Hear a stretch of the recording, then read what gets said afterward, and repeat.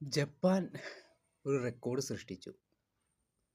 100 വയസ്സ് തികഞ്ഞ 1,00,000 പൗരന്മാർ. കൺഗ്രാജുലേഷൻസ്. അതിന് ഒറ്റ ഉത്തരവേ ഉള്ളൂ, നമുക്കെല്ലാം സുപരിചിതമായ ഇക്കിക്കായ്. അതുതന്നെ. അവർക്കൊന്നും നല്ല വൃത്തി, അച്ചടക്കം, അതുപോലെ തന്നെ അനാവശ്യ ടെൻഷനുകളൊന്നുമില്ല. അവർ ചിട്ടയായുള്ള ജീവിതം, ചിട്ടയായ ലക്ഷ്യം, മിഷൻ, അങ്ങനെയൊക്കെ ഉള്ളതുകൊണ്ടാണ് അവരിപ്പോഴും 100 വയസ്സ് തികഞ്ഞിരിക്കുന്നത്. കാരണം അവർ നല്ല വൃത്തി, ജീവിതശൈലി രോഗങ്ങൾക്കൊക്കെ ചെറുക്കാനുള്ള വിദഗ്ധ വൈദഗ്ധ്യം ഇതൊക്കെ തന്നെയുണ്ട്. ആ പുസ്തകം എടുത്ത് വായിക്കുന്നവർ വായിച്ചിട്ടുണ്ടെങ്കിൽ നല്ല രീതിയിൽ എല്ലാവരും അത് വായിച്ചിരിക്കണം.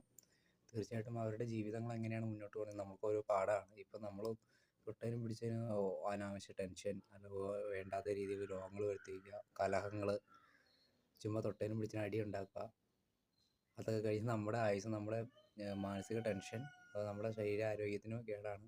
ആരോഗ്യ ഭക്ഷണം കഴിക്കുക, ലഹരിയുടെ ഉപയോഗം, ഇതൊക്കെ ജപ്പാനിൽ അവരുള്ള ആൾക്കാർക്ക് അതൊന്നും ചെയ്യാറില്ല. അതുകൊണ്ടാണ് അവരിപ്പോഴും 100 വയസ്സായിട്ട് ഇപ്പോഴും ഇരിക്കുന്നത്. നല്ല ചുറുചുറുക്കോടെ, 100 വയസ്സെന്ന് നല്ല ചുറുചുറുക്കോടെ, ചുറുചുറുക്കോടെ തന്നെ അവർ ജീവിക്കുന്നത്. അപ്പോൾ ഇക്കിഗായ് എന്നുള്ള പുസ്തകം ഉണ്ടെങ്കിൽ നിങ്ങളൊന്ന് വായിച്ച് നോക്കുക. തീർച്ചയായിട്ടും നിങ്ങൾക്കത് മെച്ചപ്പെടും.